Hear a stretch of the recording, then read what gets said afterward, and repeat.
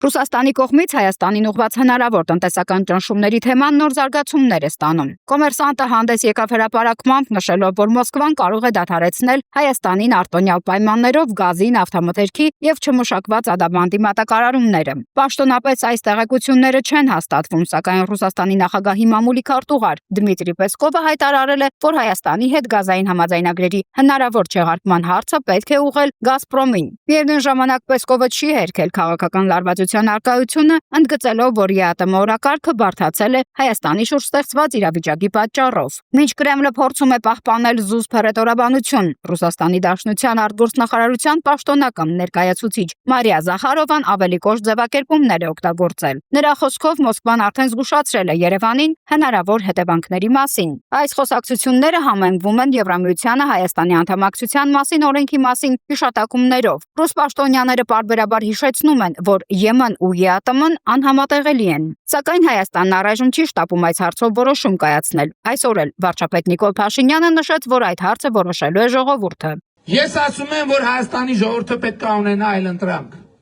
Պետք է ունենա այլընտրանք լինել ԵԱՏՄ կազմում, թե լինել Եվրամիության կազմում։ Այդ ես չեմ որոշելու, ժողովուրդ։ Այդ ես չեմ որոշելու։ Այդ հզորն է որոշելու։ Հզորը ով է հզորը, Հայաստանի քաղաքացին է հզորը։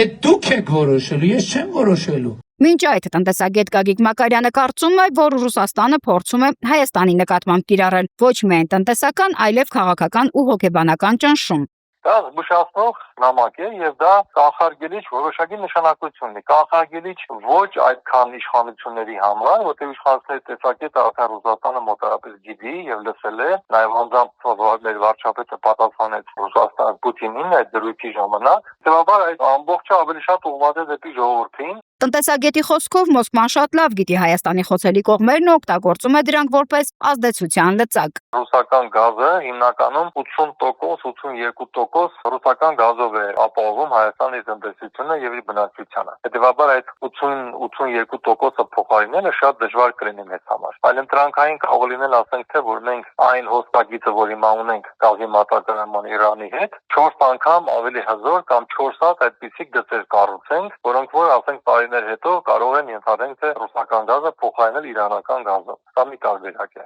Երկրորդ տարբերակը, որ այլընտրանքային, որ մենք կարող ենք աստիճանաբար էլի տարիների ընթացքում ասենք էլեկտրական էներգիայի։ Մակարյանը նշում է, տարիներ շարունակ Ռուսաստանը Հայաստանին արտոնություններ է տվել ԵԱՏՄ-ում պահելու համար, իսկ հիմա այդ արտոնությունները վերածվում են ճնշման գործիքի։ Ռուսաստանը այդ արտոնությունը մեծ տվել էր այն ժամանակ, երբ որ Հայաստանը ցանկություն էր հայտնել դառնալու ԵԱՏՄ անդամ։ Այսինքն ԵԱՏՄ անդամ դառնալու գայթակղությունը ուժեղացնելու համար, Հայաստանին համոզելու համար կամ Հայաստանի քայլը գնահատելով, կարող ենք այդպես էլ ասել, Ռուսաստանը տվել էր արտոնություն Հայաստանին։ Իր գազի եւ նավթամթերքի նկատմամբ չկիրառել իր երկրից արտահանման թուրքեր։ Հետևաբար այդ մաքսատուրքերը հիմա կարող է օգտագործել արդեն կիրառել, եթե մտածում են, որ Հայաստանը ցանկանում է դուրս գալ, կամ Հայաստանին ասում է հասկացնել է տալիս, որ դու պիտի վերջնական կողմնորոշվես։ Մակարյանը զգուշացնում է, եթե գազի եւ նավթամթերքի գները բարձրանան, դա անմիջապես կազդի ամբողջ տնտեսության վրա։ Տնտեսագետի համոզմամբ, եթե Հայաստանը ցանկանում է իրական անկախություն ու ինքնուրույն քաղաքականություն վարել, պետք է արդեն հիմա սկսի նվազեցնել արտաքին կախվածություններն ու ունենալ էներգետիկ եւ պարենային անվտանգության իրական ռազմավարություն։